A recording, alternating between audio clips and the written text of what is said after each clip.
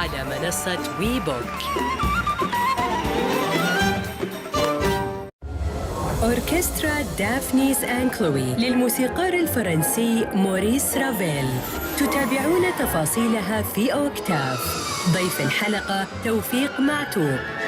مقطوعة كتير مهمة، من أجمل ما كتب بتاريخ الموسيقى. للحوار متعة على وقع الموسيقى الراقية في أوكتاف، الجمعة 8 بتوقيت السعودية على الثقافية وشاهد.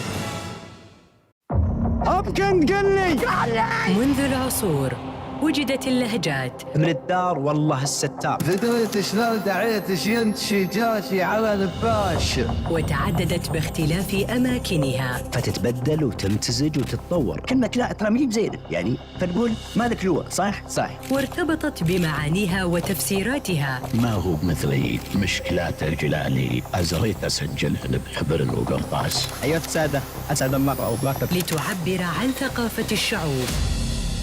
إن شاء الله بالخير يا أهلا وسهلا. طيب حياك الله. سعودي لوجيا كل أحد 9 بتوقيت السعودية على الثقافية وشاهد.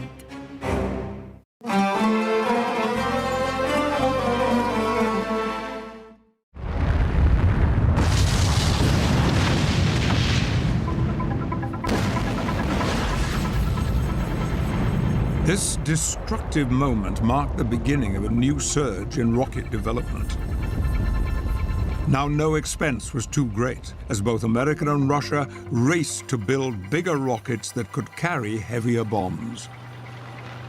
In the scramble that followed, Korolev spotted an opportunity to realize a more peaceful ambition. But it was going to take a piece of risky subterfuge to pull it off. Korolev, who had long dreamed of spaceflight, believes his R-7 has greater potential. Without the heavy nuclear warhead, he believes it can be the first ever rocket to reach Earth orbit.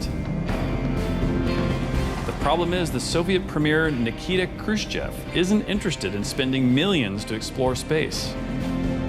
So Korolev takes a risk. In 1954, he plants a fake news story in the Soviet newspapers claiming the nation is preparing to launch a satellite into Earth orbit. Believing the story, the American newspapers run it too. President Eisenhower fears the Soviets are taking a technological lead and retaliates, announcing the United States will send their own satellite into space. With America now publicly working towards the world's first satellite launch, Korolev writes a letter to the Soviet government demanding they take action to save face. The authorities agree, and suddenly Korolev's lifelong dream of spaceflight is within reach. But if his R-7 couldn't carry a warhead into orbit, what could it carry? Korolev takes out that 5.4-ton warhead and puts in a 184-pound satellite.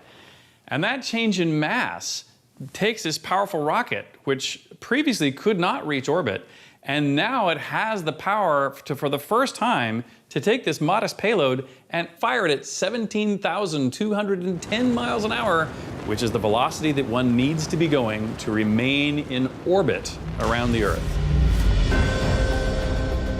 And so on October 4th, 1957, the first artificial satellite shocks the world. It was named Sputnik, and it was only now orbiting the Earth thanks to Korolev's cunning and his revolutionary breakthrough in rocket science. This concept of dropping your outer boosters or the first stage is the essential solution for any chemical rocket to be able to reach orbit. And just there we see the first stage separating. Korolev's design would form the basis of almost all Russia's manned rockets, including the Soyuz, which is still used today, the workhorse rocket that has taken hundreds of people into space. And that's why I'm an astronaut. So that's the connection.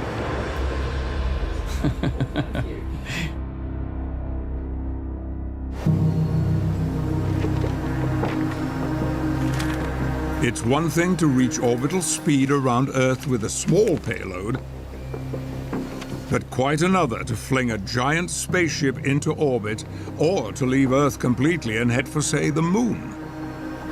To do that required rocket scientists to harness a fuel they could squeeze even more energy out of.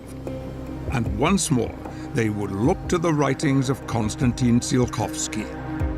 Well, he's not known as the father of rocketry for nothing. When Tsiolkovsky was calculating how to get off the Earth, he thought through every combustible reaction he could think of, burning every mixture he could imagine, and ultimately he arrived at hydrogen. This idea to use hydrogen to power rockets was as profound a breakthrough as the discovery of other worlds beyond Earth, as it would prove to be the key to eventually carry us to them. But why hydrogen?